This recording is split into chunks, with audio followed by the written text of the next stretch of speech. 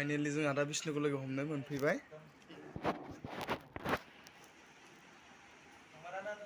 लखिमपुराव आलासि जानो फैदों जोङो आदा बिष्णुखौ लोगो हमनो थाखाय जोङो जोंनि बगिनारि थुथुवा गामियाव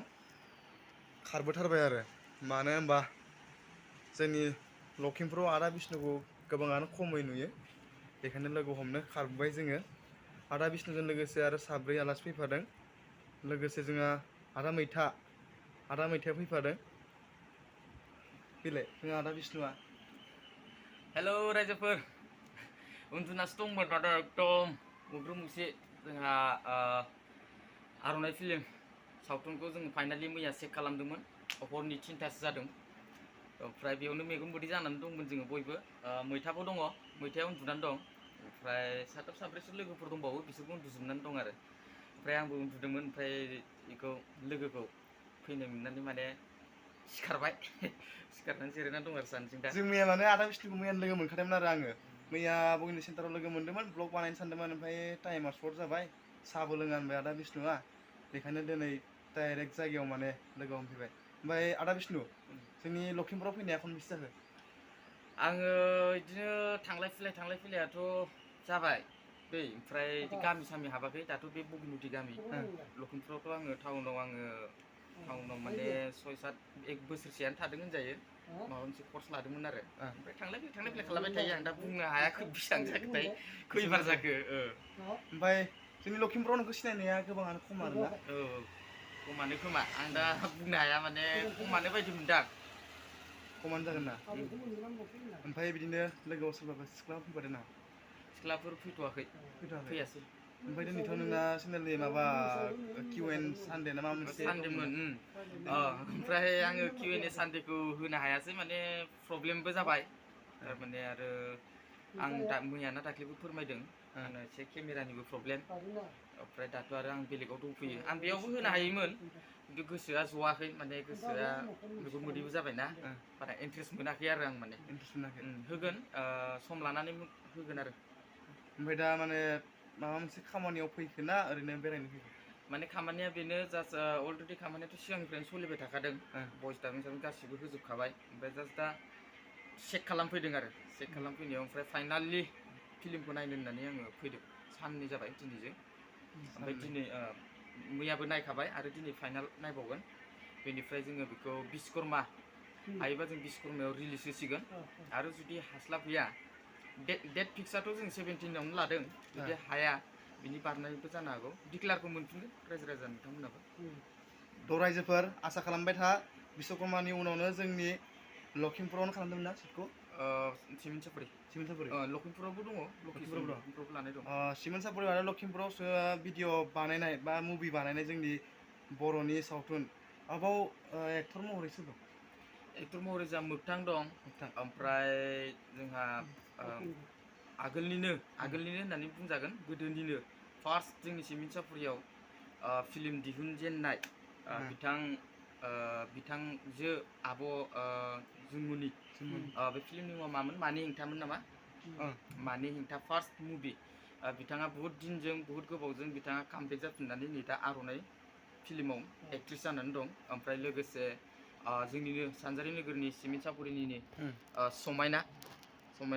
गाम्बारि फिल्माव दं बिथाङा समायना सरगयारि बेबो एक्ट्रेस आरो लोगोसे प्रबिन डिरेक्टर साराबो पार्ट दं लोगोसे आं दं आरो लोगोसे गोबां आर्टिस्टफोर दंबावो बिथां जुनमुनि एक्ट्रेसनिनो हौवाबो दङ बेयाव गोबां आर्टिस्ट दं आरो रायजो राजा नोंथांमोन। होमबा जोङो मिजिंथिना थानोसै आर'नाइ मुभिखौ नायनो थाखाय। औ बै मा होनो मोनसे बावदों बै जोंना मिस्टार सानजारिनि बबायाबो दं। बबानि अरिजिनेल नामा मा नाम आं मिथिया। बिरमल मोसाहारि। ओमफ्राय बेना माथोआ बबाखाना ना अरिजिनेल? बेना माने बै फिल्माव फार्टआ बै समाव बबा आरो खिन्थु मानसिया एसे बिदिनो मोजांखौनो रायलायो रियेलावबो ओमफ्राय जेनेबा बैखौ इदि थाङो आरो मालाबा इदि आरो खिन्थु बबा नङा खिन्थु बिनि रायलायनाया बिराद इन्ट्रेस्टसो मोगथाङाव लोगो मोनगोन नोंसोरबो एबार मोननो हागौ। थ' लोगोफोर बेनो जोंना आदा बिष्णु बिथांनाबो मोनसे चेनेल दं मामोनलाय जेंगाव अफिसियेल जेंगाव अफिसियेल ब्लगार ना ब्लकार ब्लगार जेंगाव अफिसियेल ब्लकार नोंथांमोना आदा बिष्णुनि चेनेलखौ साबसक्राइब खालामना ला आङो डिसक्रिपसन बक्सआव होनो हागोन लिंकखौ नोंथांमोना नुगोन आरो साननैसोल' नेबाव रायजोफोर जोंनि बर' फिल्म आर'नाइ फिल्मा ओंखारसिगोन आरो बारा गोबाव नेनांला जास्ट बिश्वकर्मासिम नेबानो नुनो मोनसिगोन आरो फाइनाल डेटखौबो मोनसिगोन नुनो मोनसिगोन आरो जिखुनु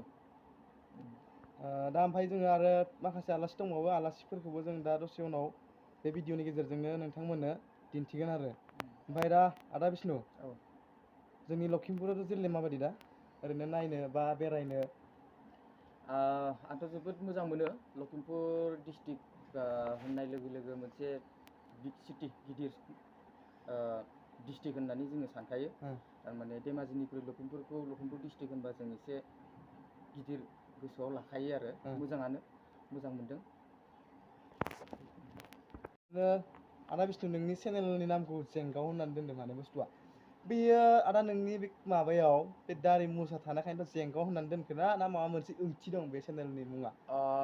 माने अरिजिनेल बुंनो थाङोबाथ' बिदि स' गोबां मानसिफ्रानो गाव गावनि नामखौ दोनो सोरबा आरबि प्रडाक्सन एआर प्रडाक्सन माबा माबि नङा होमबा बुंनो थाङोबा आङो जास्ट जेंगाव होननाय मिनिङा थारमाने आंबो मिथियामोन आङो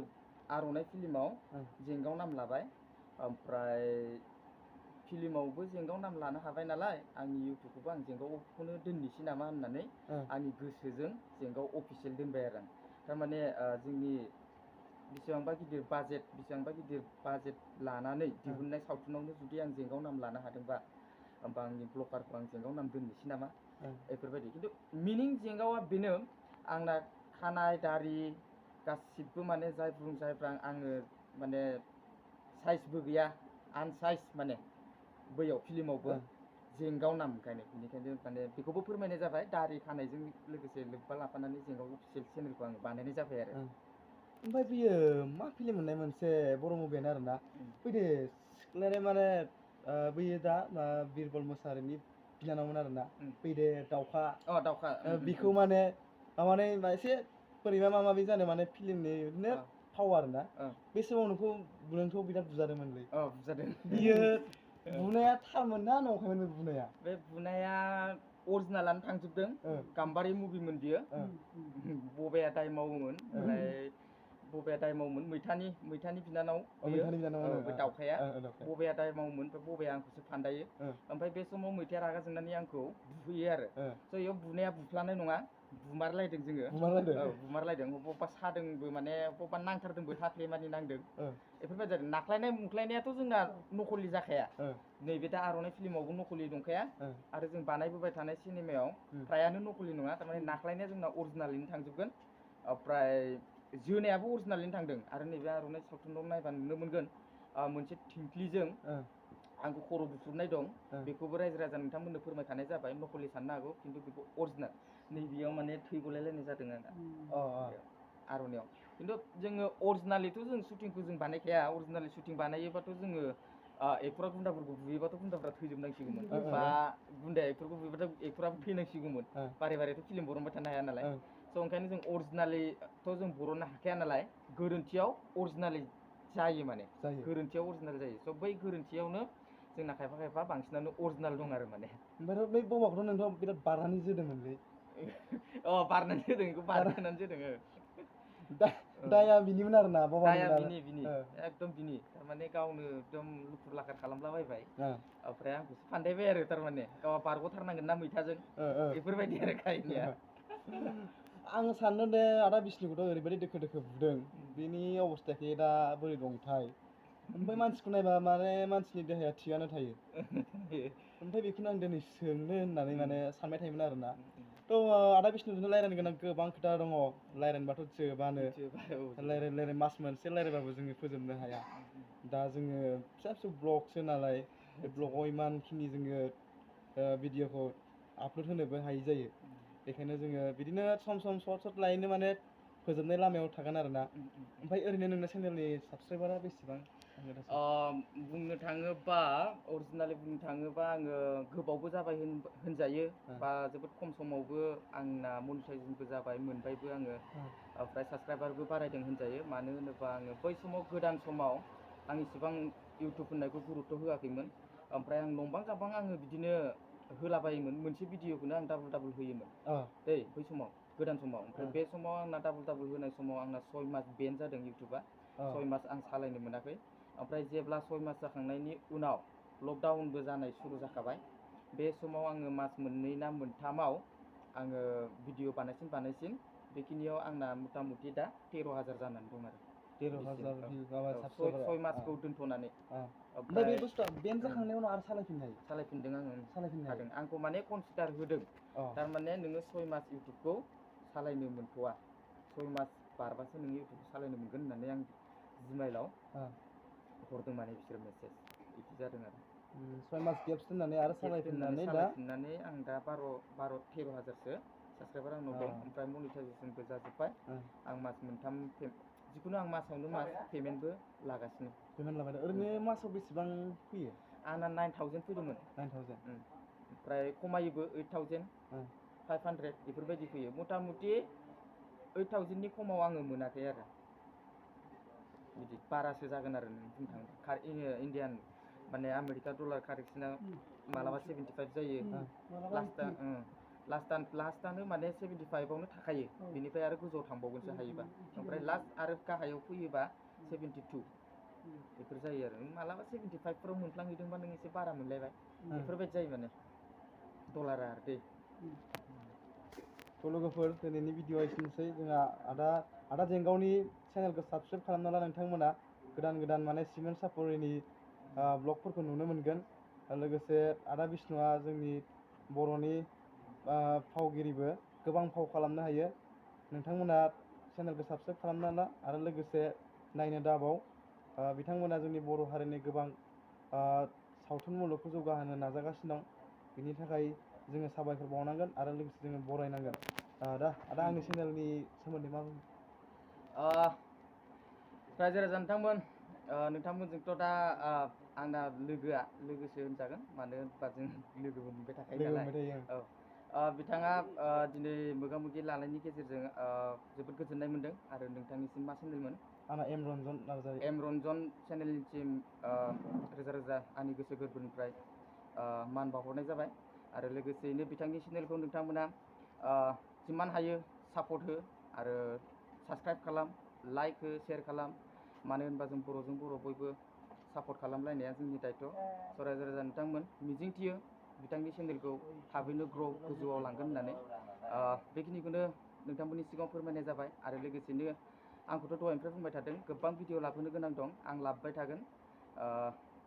आसा खालामो जोंनि गासै इउटुबार बिथांनि इउटुब आंनि इउटुब बा जियानो इउटुब जिखियानो जा बिथांमोनखौ जाय नोंथांमोना बर' हारिनि गेजेराव बर' हारिनि इउटुबफोरखौ नायो स' मिजिंथियो बयखौबो सापर्ट होगोन होननानै बेखिनिखौनो बुंनानै दोनथ'नोसै गोजोननाय थाबाय जोङो आदा बिष्णुनिसिम जोङो आरो सम आदा बिष्णुखौ लाबोबाय थागोन जोंनि इउटुब चेनेलाव मोगा मोगि लाबोबाय थागोन जोङो